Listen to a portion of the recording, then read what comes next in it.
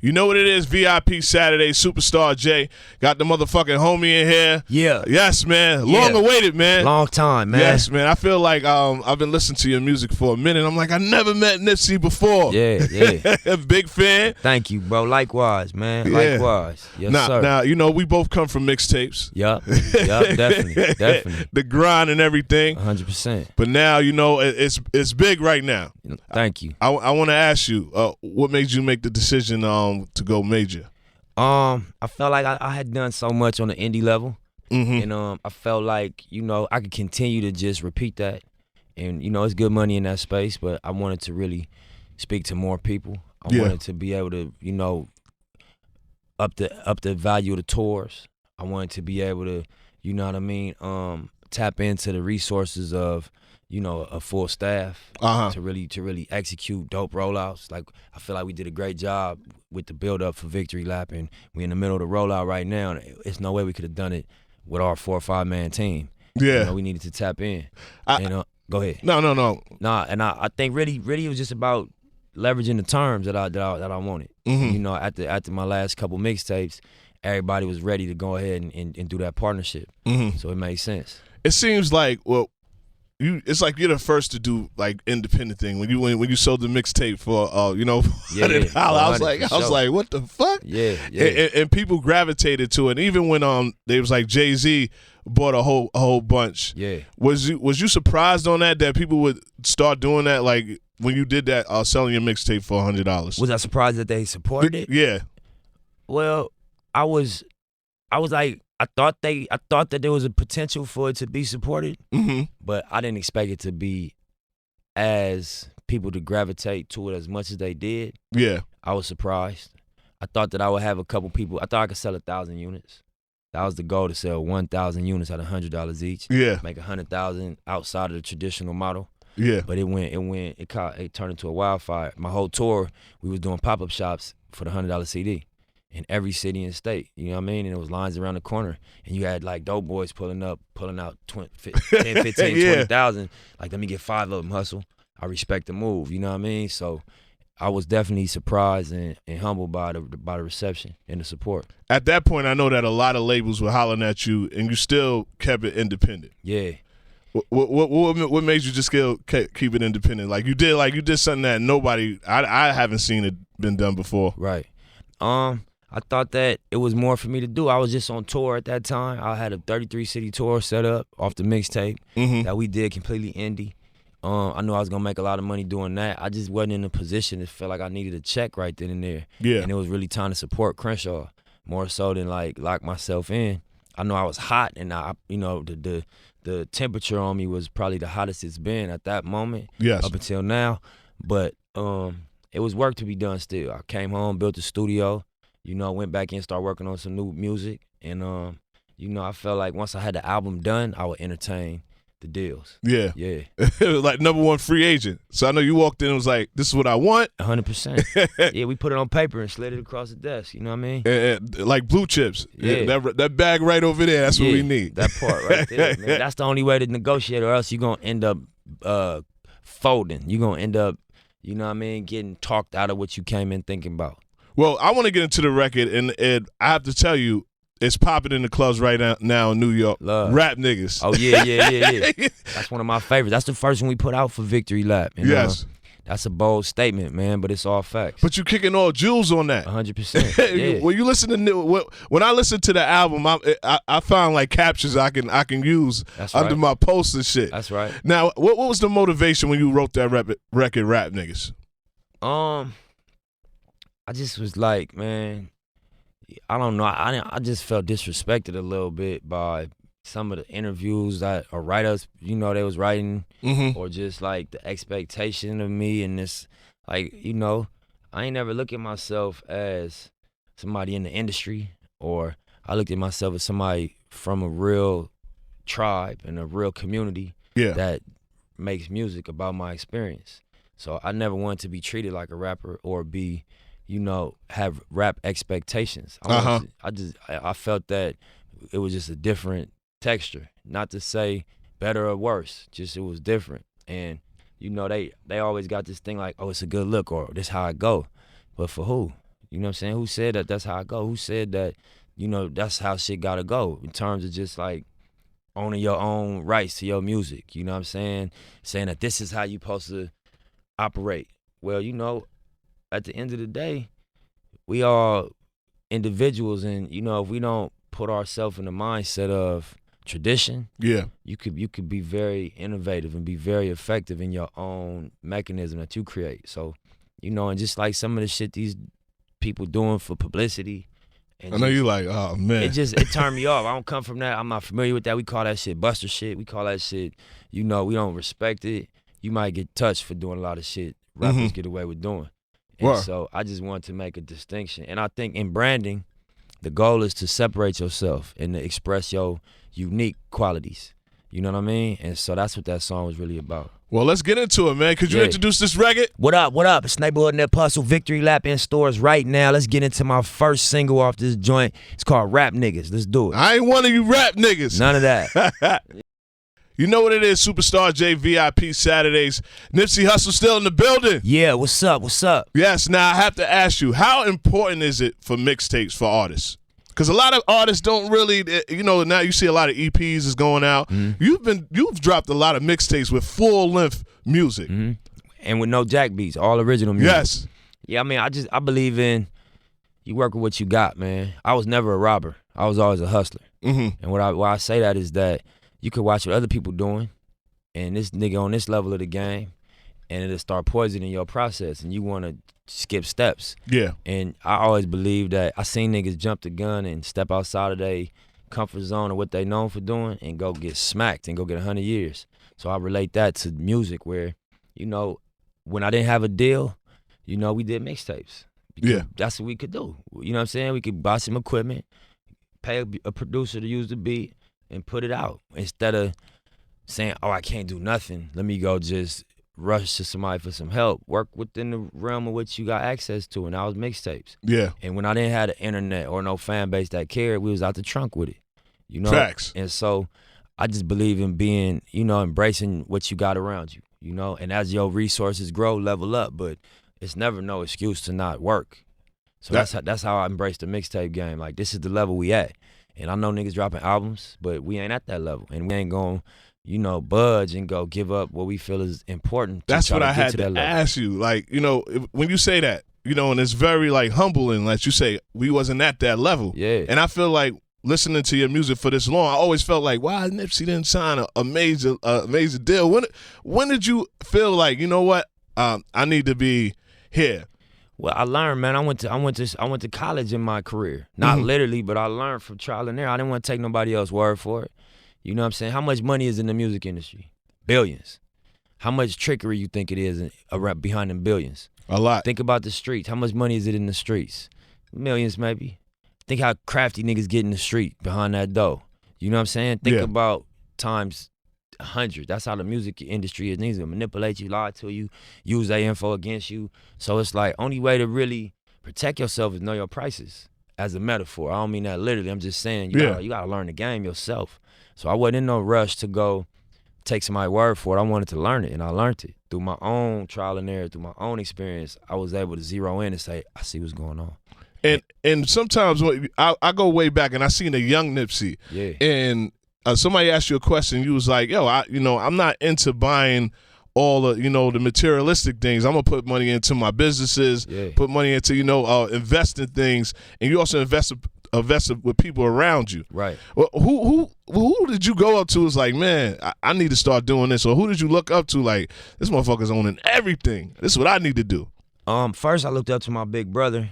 He was a hustler as long as I can remember. He had $1,000 when I was like 6.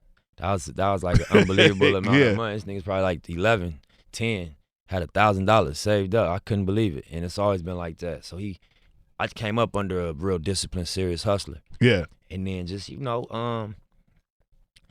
hear about people, you see people in your area, in your community.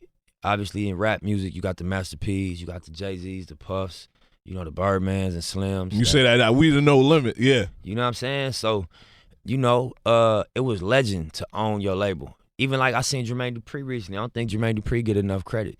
That's a fact. Jermaine Dupri was a songwriter, an artist, a producer, a label owner, all at once. And he found and cultivated multi-platinum talents more than once, from scratch, from no-name artists to full-scale superstars. And you know, owned the label at the same time, you know what I mean, and built a brand and built a sound. So I just felt like in music, that's the boss way to do it. Yeah. You know, like in the streets, you want to have your own sack. That's a fact. You don't want to owe nobody no money. You know what I'm saying? You want to get it off the curb.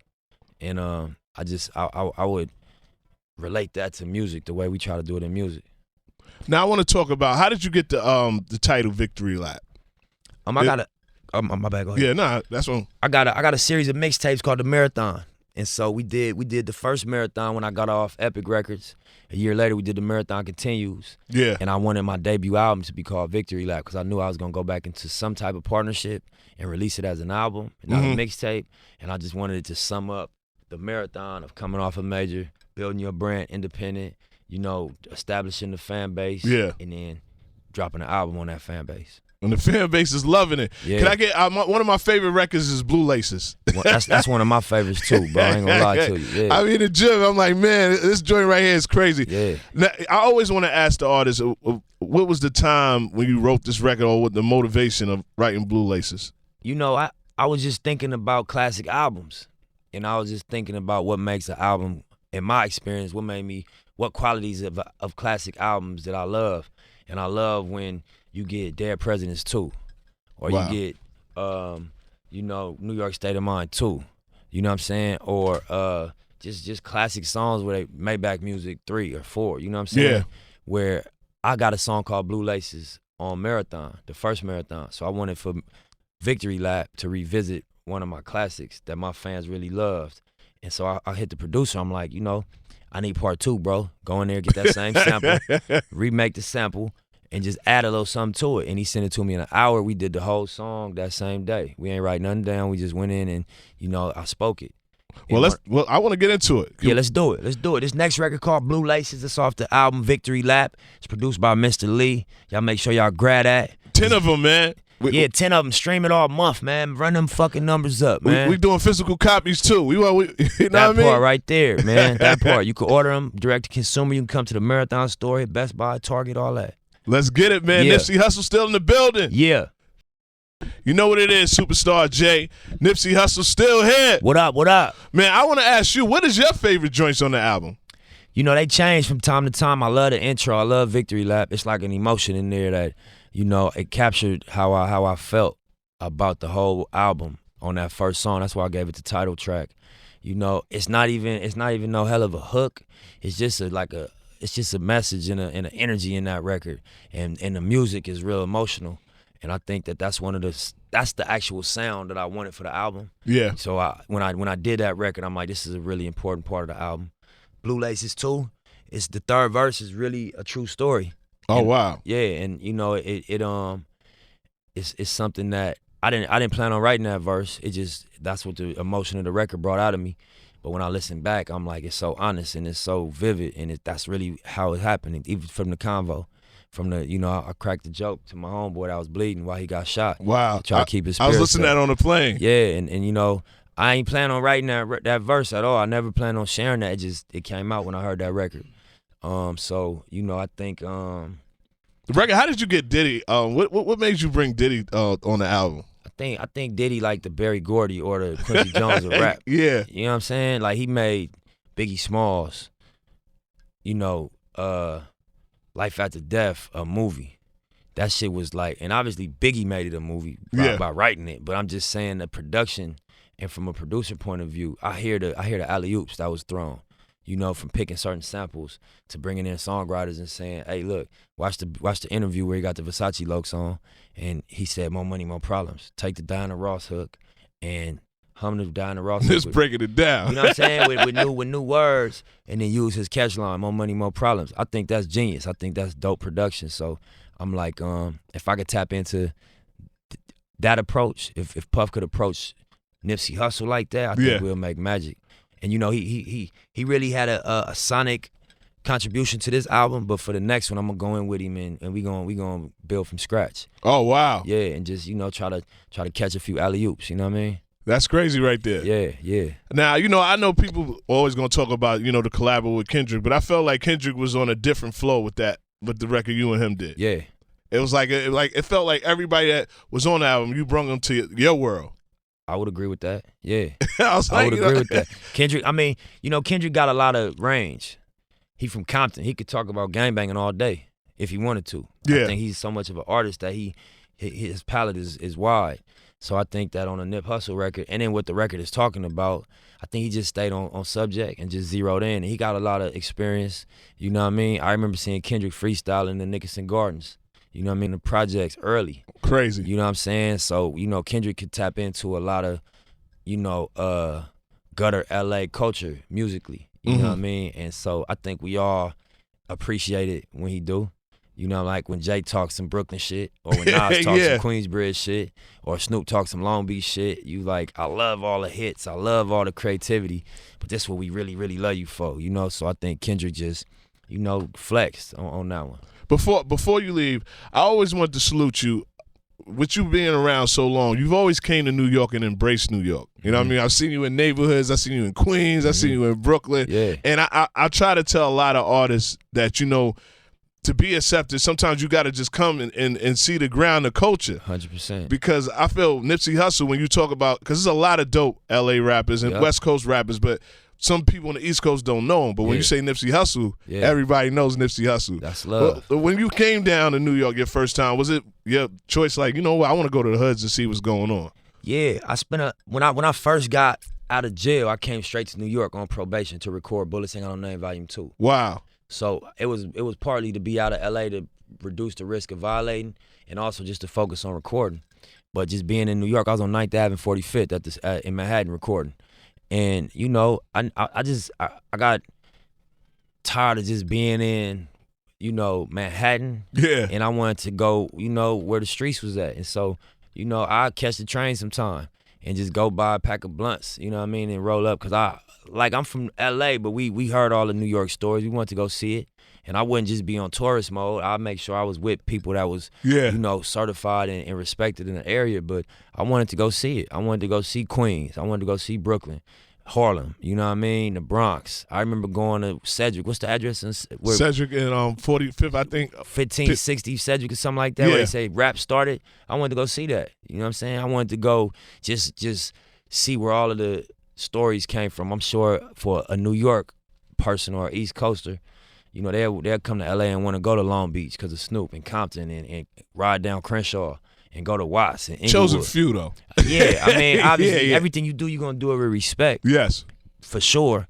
But yeah, I wanted to do that, and then when I run into people, I was genuine. My energy wasn't Hollywood. I wasn't on no. Definitely not Hollywood. I've seen you in some rough hoods. Yeah, it was embracing everybody. Yeah, because I understand my message is gonna speak to them. You know what I mean? And back home in LA, that's the element that built me and supported me first. That's who bought my mixtapes, was the hoods. Okay. Yeah. Well, man, thanks for coming out, man. Always, given bro. the time, we gonna get in on that victory lap. Yeah, right grab that, download that, man. Stream that, all that. Before you leave, man, get a record so I can get it on for them. Yeah, so this is the title track, Victory Lap, produced by Sap with additional keys from my boy Amir. Classic record right here, man. Tap into this, called Victory Lap. Let's get it. Nipsey Hussle.